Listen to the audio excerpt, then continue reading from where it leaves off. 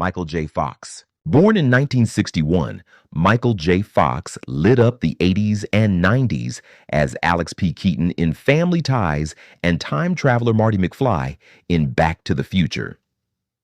Diagnosed with Parkinson's at just 29, he spent more than 3 decades shaking, stumbling, falling, and still raising huge money for research, turning a private battle into a lifelong public mission. Billy Connolly. Scottish comic Billy Connolly, born in 1942, went from folk singer and wild stand-up storyteller to beloved screen presence in films like Mrs. Brown. After his Parkinson's diagnosis in 2013, balance, hearing, and movement slipped away piece by piece. So he stepped off the stage and learned, as he jokes, to wake up every day and adapt to a brand new flaw. Val Kilmer. Val Kilmer, born 1959, once flew high as Iceman in Top Gun and stalked the screen in Heat and The Doors. Throat cancer and a tracheotomy took his natural voice and normal eating, so he speaks through a device, writes his words instead of shouting lines, and lets technology lend him a voice for rare emotional appearances like his return in Top Gun, Maverick. Bruce Willis. Born in 1955, Bruce Willis crashed into fame with moonlighting and remade action movies as wisecracking John McClane in Die Hard. Aphasia and frontotemporal dementia stole words, memory, and independence, so while his films still explode on screen, the real man lives quietly with full-time care, his family speaking for the action hero who once never stopped talking. Tim Curry. Tim Curry, 1946, danced onto cult legend status in the Rocky Horror Picture Show and stole scenes in everything from Clue to It. A severe stroke in 2012 left him in a wheelchair, energy rationed and movement limited. Yet his laugh still rumbles through convention halls and voice acting booths as he works sitting down instead of strutting across stage. Shannen Doherty. Born in 1971, Shannen Doherty became a 90s TV icon on Beverly Hills 90210 and later Charmed, always playing sharp-edged, unforgettable women. Metastatic breast cancer turned her life into a long fight. Remission, recurrence, spread to the brain. So she shares hospital videos, chemo days, and fragile moments publicly, framing each round of treatment as another daily decision to keep fighting. Tony Bennett. Tony Bennett, 1926, crooned across decades, bridging jazz, pop, and MTV generations with a velvet voice that refused to age. Alzheimer's slowly dimmed his memory and recognition, so by the time he died in 2023, the man who never forgot a lyric was sometimes unsure of faces. Yet those final duets with Lady Gaga felt like flickers of the old magic breaking through the fog. Jane Fonda. Born in 1937, Jane Fonda shifted from 60s film star to workout tape queen to revered actress activist, always reinventing herself in public. Non-Hodgkin's lymphoma and a long history of surgeries made her bones and energy fragile, and she speaks plainly about remission, pain, and being ready for the end, using her last chapters to talk about aging without disguise. Danny Aiello. Danny Aiello, 1933, carried working-class warmth into movies like Do the Right Thing and Moonstruck. A late bloomer who made character roles unforgettable. In his final years, he quietly battled an infection that led to sepsis. Fans only learned he had been in serious trouble when the obituary arrived and the familiar face from Brooklyn Stories was suddenly gone. Edie McClurg. Character actress Edie McClurg, born 1945, became part of 80s comedy DNA as the chatty secretary in Ferris Bueller's Day Off and countless sitcom roles. Dementia slowly erased independence so thoroughly, she now lives under conservatorship, with court papers, not talk show appearances, revealing that the bright nasal chatterbox from our childhoods can no longer safely live or decide alone. Mel Brooks. Mel Brooks, 1926, turned movie history upside down with the producers, Young Frankenstein and Blazing Saddles, making parody into an art form. Nearing 100, he moves more carefully, using hearing aids and help to get around, yet still drops in for tributes and interviews, a living reminder that comic timing can outlast the body delivering the punchlines. Jimmy Carter. Born in 1924, former U.S. President Jimmy Carter left the White House and quietly built houses, monitored elections, and chased diseases through his foundation. Advanced age, cancer, and organ problems eventually led him to choose hospice at home, where he drifts through good days and bad while family, not podiums, surround the one-time peanut farmer who became a global humanitarian. Norman Lear. Norman Lear, 1922, reshaped television with All in the Family, The Jeffersons, and more, putting race, class, and politics into living rooms with jokes as sharp as knives. By the time he reached his hundreds, each birthday became a small miracle. And when he finally died in his 100s, it felt less like a shock and more like the closing credits to the longest-running show in TV history. William Shatner. William Shatner, born 1931, first captured hearts as Captain Kirk, boldly going where no TV hero had gone before. In his 90s, he still travels, even riding a rocket to the edge of space. But behind that restless energy are hearing aids, slower steps, and interviews where he freely talks about legacy, mortality, and squeezing in as many wild adventures as his aging body will allow. Henry Kissinger. Henry Kissinger, 1923, spent the 70s on front pages as a powerful diplomat and controversial architect of U.S. foreign policy. Past 100, he moved through the world rarely seen by casual audiences. Frail and soft-spoken, in the few photos that surfaced before his death, reminding people who thought of him as a history book figure that he had in fact lived to extreme old age. Linda Ronstadt. Linda Ronstadt, 1946, once soared across rock, country, and Latin standards with a voice that filled arenas and broke genre walls. Progressive supranuclear palsy gradually stole her ability to sing and limited her movement, so the woman who once belted high notes now tells stories instead of melodies. Her legacy carried by records because her own vocal cords can no longer cooperate. Tony Dow. Tony Dow, born 1945, grew up on screen as Wally Cleaver in Leave It to Beaver, the kind older brother in a black and white ideal of family life. In his 70s, he fought liver cancer that quietly overwhelmed him. Confusion over premature death reports showed how close he already was to the end, and by the time the final announcement came, he had spent his last days in hospice. Paul Hogan. Paul Hogan, 1939, turned a low-budget Australian tough guy into global phenomenon with Crocodile Dundee, suddenly embodying rugged outback charm for the whole planet. Retroperitoneal fibrosis left him dangerously thin, weak, and dependent on medication, so interviews shifted from jokes about knives to frank admissions that he felt held together with duct tape, while fans still pictured him wrestling crocodiles. Michael Gambon. Michael Gambon, 1940, carried a thunderous presence from stage classics to big films, eventually inheriting Dumbledore's robes in the Harry Potter series.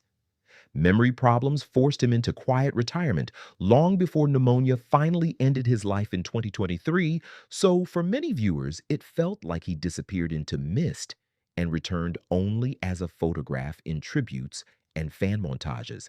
Gene Hackman. Gene Hackman, born 1930, spent the 70s through 90s as one of cinema's most reliable leading men, from The French Connection to Hoosiers and Unforgiven. After retiring in 2004, he vanished happily into a private New Mexico life. There's no public diagnosis, but at his mid-90s age, every rare photograph of him gardening carries the quiet tension that this might be the last glimpse. Dick Van Dyke.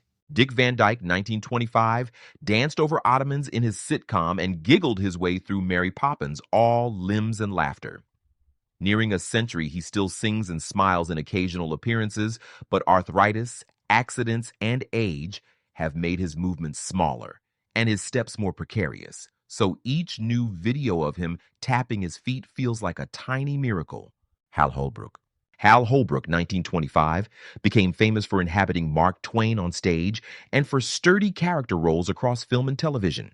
Toward the end, fading health and memory pushed him into retirement without fanfare, so the public mainly learned he had declined only when the obituary spelled out that the gravel-voiced presence had been quietly slipping away for years. Ed Asner. Ed Asner, 1929, first grumbled his way into hearts as Lou Grant and later voiced the grumpy widower in Pixar's Up. He kept acting and tweeting into his 90s, so when he died in 2021 of natural causes, it felt sudden. 1 week, he was recording lines and signing autographs. The next week, fans were replaying that familiar voice from a man who had simply reached the end of the road. Tom Sizemore. Tom Sizemore, born 1961, made his mark as a tough soldier or cop in 90s films like Saving Private Ryan and Heat. A sudden brain aneurysm in 2023 left him in a coma with no hope of recovery, and doctors shifted the conversation to end-of-life care, turning a turbulent career and long struggle with addiction into a final abrupt goodbye. Gary Busey. Gary Busey, 1944, once impressed critics with intense performances in films like The Buddy Holly Story and Manic Turns in 80s and 90s action movies. A devastating motorcycle crash in 1988 caused lasting brain damage, and as age piled on top of that injury, his eccentric public behavior became a visible sign of cognitive scars that never fully healed. Nikki Sixx. Nikki Sixx, 1958, roared through the 80s as Mötley Crüe's bassist, living the excess every rock cliché promised.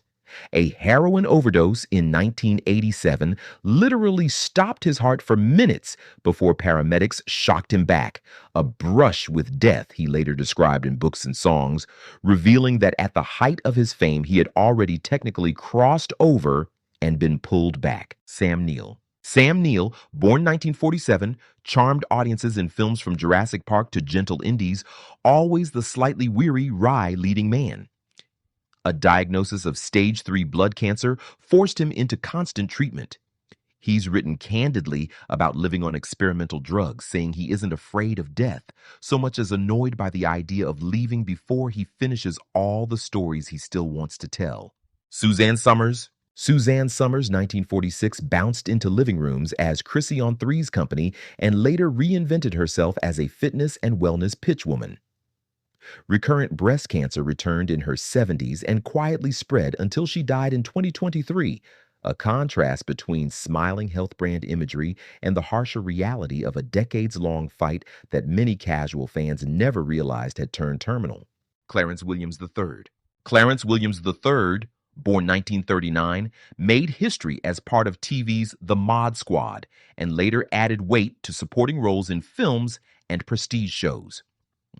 Colon cancer carried him off in 2021, a private struggle that only became public when news of his death landed, reminding longtime viewers that the cool young rebel had grown old and very ill out of sight.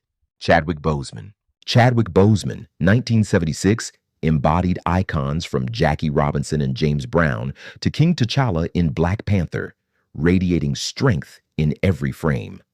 All the while he was quietly battling colon cancer, filming fight scenes between surgeries and chemo. So his death at 43 felt like the earth shifting beneath fans who had no idea their superhero was acting through real, mounting pain.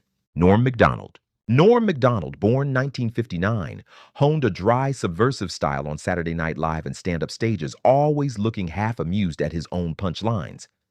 A secret 9-year cancer fight ran in the background of all those specials and appearances, and when he died in 2021, friends and audiences realized the man who joked so much about death had been quietly facing it for nearly a decade. Terence Stamp. Terence Stamp, 1938, swung from 60s matinee idol to icy villain General Zod in Superman 2, his piercing blue eyes doing half the acting.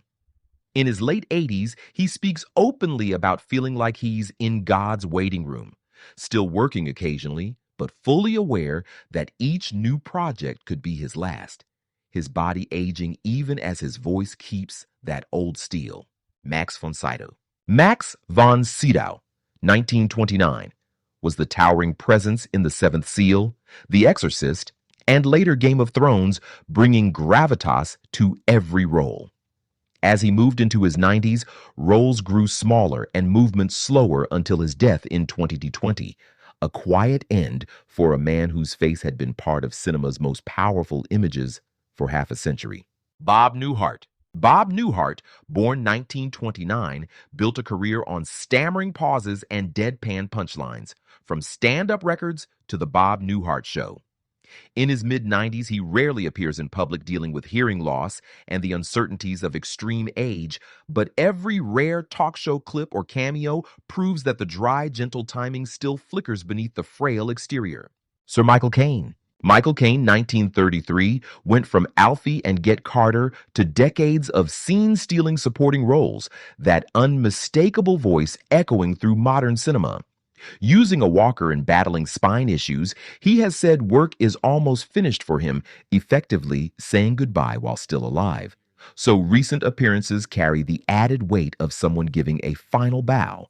David Jason. David Jason, born 1940, became a British institution as Del Boy in Only Fools and Horses, forever in fans' minds as a hustling market trader with big dreams. A serious fall and unusual health complications in his 80s landed him in hospital. And though he recovered, the incident underlined how little it would take to silence one of UK television's most beloved comics. John Cleese. John Cleese, 1939, helped reinvent comedy with Monty Python's and carried that sharpness into Fawlty Towers and films like A Fish Called Wanda. Surgery for a cancerous tumor and the ordinary wear of his mid-80s body mean hotel owner rants are just memories now. But he still tours, walking more slowly while insisting with typical dryness that his age is no big deal, unless it suddenly is. Bob Barker. Bob Barker, 1923, invited viewers to come on down on The Price is Right for decades, his tanned face and silver hair a daytime TV fixture. In his 90s, he largely vanished from public view, grappling with falls and dementia. So when the announcement came in 2023 that he had died peacefully at home, many realized he had been fading quietly for years. Vicki Lawrence. Vicki Lawrence, born 1949, scored laughs as Mama on The Carol Burnett Show, and later Mama's Family, a young woman playing an old matriarch. A chronic autoimmune issues and vocal cord problems changed life off camera, forcing her to manage hives, fatigue, and surgery scars while still popping up on stage and TV, proof that comedians often carry invisible ailments behind loud characters. Stephen Fry. Stephen Fry, 1957, became a British national treasure with a bit of Fry and Laurie, Blackadder, and countless books and documentaries. Prostate cancer struck in his early 60s, leading to surgery and recovery he only revealed afterward, explaining that while the public saw the cheerful quiz show host, he was quietly scheduling treatment and wondering how many more QI seasons he'd live to watch. Ed Sullivan. Ed Sullivan, 1901, introduced Elvis and the Beatles to America on his variety show. His stiff posture and really big shoe catchphrase etched into TV history. When esophageal cancer took his life in 1974, even he reportedly wasn't told the diagnosis, and viewers who had grown used to his Sunday night presence learned almost in one breath that he was sick and already gone. Burt Reynolds. Burt Reynolds, 1936, drove through Smokey and the Bandit, posed shirtless on bearskin rugs, and became the mustachioed face of 70s cool. Heart issues and surgeries left him thinner and frailer in his final years, but he kept working and joking about his image, so his 2018 death from a heart attack felt sudden, even though his body had been quietly failing for a long time. Aaron Carter. Aaron Carter, born 1987, grew from kid brother of a Backstreet Boy into a teen pop star with his own frantic tours and TV cameos. Addiction and mental health struggles spiraled in public glimpses and private crises until he died in 2022 after an accidental drowning with drugs in his system, a heartbreaking end for someone many still pictured as the energetic child on stage. Amanda Bynes. Amanda Bynes, 1986, once bounced through sketch comedy on All That and headlined teen films like She's the Man, praised for quick timing and charm. Severe mental health issues, conservatorship, and repeated psychiatric holds turned that bright career into a fragile on-off existence, away from cameras, with occasional worrying headlines, offering rare, unsettling windows into her current condition. Jamie Foxx. Jamie Foxx, born 1967, parlayed stand-up and sketch comedy into an Oscar-winning film career and music hits, always radiating energy on stage.